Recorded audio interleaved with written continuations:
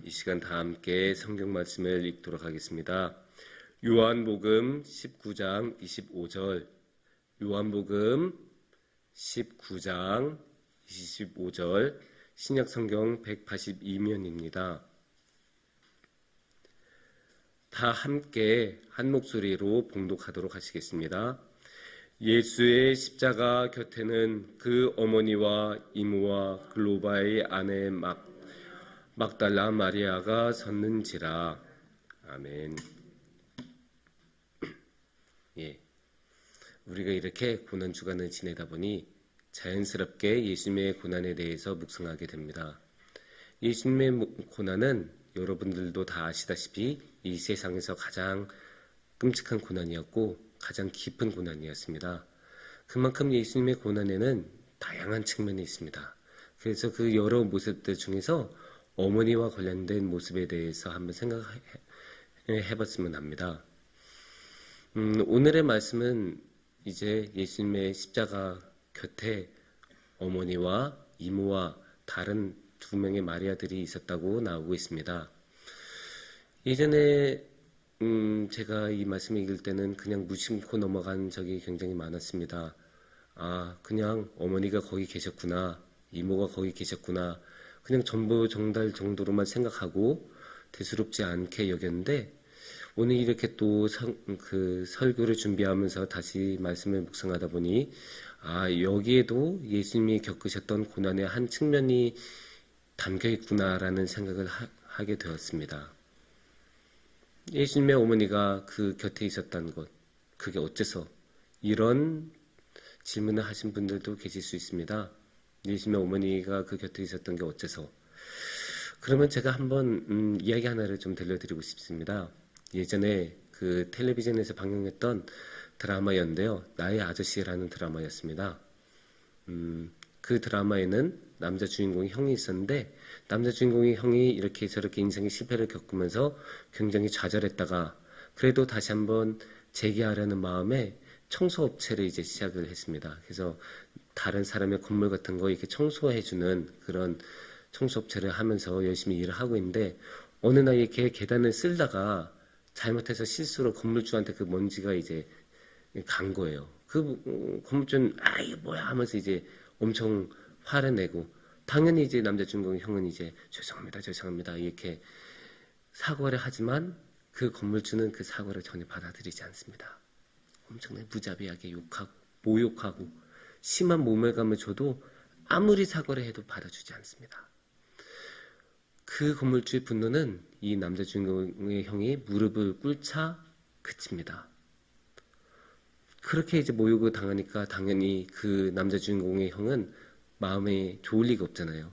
그런 이제 안 좋은 마음을 가지고 이렇게 계단을 터덕터덕 내려오다 보니까 계단에 도시락통 2개가 있는 거예요. 아까는 없었던 도시락통 2개. 자기가 계단에 쓸었으니까 알았을 거 아니에요. 여기 없었는데 이게 뭘까? 생각해보니까 어머니가 왔다 가셨구나. 아들이 굶을까봐 배고플까봐 걱정이 돼서 어머니가 이 도시락통을 두고 가셨구나. 그러면서 마음이 무너져요. 어머니가 내가 그렇게 모욕당한 것을 보셨구나. 아무렇지 않은 척 살고 싶었는데, 그냥 괜찮은 척 지나가고 싶었는데, 자기 어머니가 그거를 봤다는 것 때문에 너무 마음이 상해요. 사실 우리 모두 그렇잖아요. 항상 멋있는 모습으로 나타나고 싶고, 멋있는 옷 입고, 사람들 앞에 인정도 받고, 모든 것을 다 잘 해내는 그런 모습으로 살아가고 싶은데, 최소한 다른 사람은 몰라도 가족 앞에서는 그런 멋있는 사람이고 싶은데, 그런 멋있는 모습으로 살아가고 싶은데, 가족이 내가 사실은 잘 하는 것도 없고 모욕당한 사람이고 볼품없는 사람이란 거를 알게 되었을 때 그 부끄러움은 상상은 못한다고 합니다. 그래서 IMF 때 그렇게 많은 사람들이 직장을 잃고도 그냥 공원에 그대로 정장 입고 나갔다고 하지 않습니까? 차마 집에 자신이 실직했다는 말을 할 수가 없어서, 그런 약한 모습을 보여주기 싫어서 그렇게 힘들게 정장 다 입고 공원에 가서 하염없이 시간을 보내다가 왔다고 하지 않습니까? 여기서 그러면 예수님은 어땠을까요? 예수님은 그동안에 많은 칭송을 받지 않았습니까? 하나님의 그 권위 있는 말씀을 전하고 남들은 고칠 수 없는 그런 불치의 병들을 고쳐내고 귀신들을 쫓아내고 예루살렘 전체를 들썩이게 만들었던 그런 예수님이셨는데 그런 예수님이 이제는 초라하고 힘없고 무력하게 십자가에 매달려 있고 십자가에 매달린 모습을 예수님인 자신의 어머니께 보여드리게 됩니다. 예수님의 어머님이 그 군중들 사이에서 예수님의 못 박으라고 소리치는 군중들 사이에서 예수님을 조롱하고 모욕하는 그 군중들 사이에서 그 어머니가 그 모습을 봤다고 했을 때 그 군중들 사이에서 그 모습을 보는 어머니를 봤을 때 예수님의 마음은 어땠을까요? 자신의 아들이 십자가에 매달리고 그런 조롱을 당하는 그런 거를 마음 편히 여길 그런 어머니가 이 세상에 어디 있겠습니까? 그런 어머니를 보고 있는 아들의 마음은 또 어떻겠습니까? 내가 모욕당하는 거는 어떻게든 참겠는데 내가 고통당한 건 어떻게든 참겠는데 이 고통에 나의 가족까지 나의 가장 사랑하는 사람까지 당한다고 생각하면 그것만큼 괴로운 것은 없습니다. 예수님께서는 이 십자가에서 자신의 가족까지 그 고통을 당하는 그런 끔찍한 고난을 겪으셨습니다.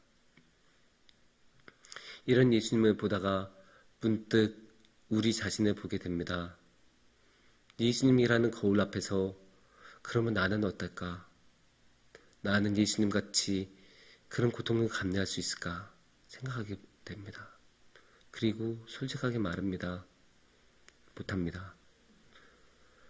지금같이 편안하게 있을 때는 예수님께 목숨이라도 내어줄 수 있을 것처럼 말을 하지만 막상 결정적인 순간이 되면 조금의 것도 예수님께 내어드리고 싶어 하지 않는 저 자신의 모습을 보게 됩니다. 저 자신의 작은 자존심, 저 자신의 명예, 저 자신의 가지고 있는 그 아주 작은 재산, 그런 어느 것 하나 포기하지 못하는 저의 모습을 보게 됩니다. 그런 예수님을 보다가 다시 한번 눈을 들어서 십자가를 보게 됩니다. 그리고 아무 말을 안 하고 십자가에 매달려 계신 예수님을 보게 됩니다. 예수님은 그렇게까지 하셨는데 자신의 어머니 앞에서 십자가에 매달리는 그런 모욕까지 부끄럼까지 참아내셨는데 예수님은 그렇게까지 하셨는데 나는 지금 뭘 하고 있는 걸까? 예수님은 그렇게까지 나를 위하여 저곳에 매달려 계시는데 예수님은 그렇게까지 우리의 구원을 위해서 십자가에 매달리셨습니다. 그렇게까지 하셨던 예수님을 기억하면서 이번 고난 주간 주님께 나아갈 때 조금이라도 덜 부끄럽게 살아갈 수 있게 되기를 축원합니다.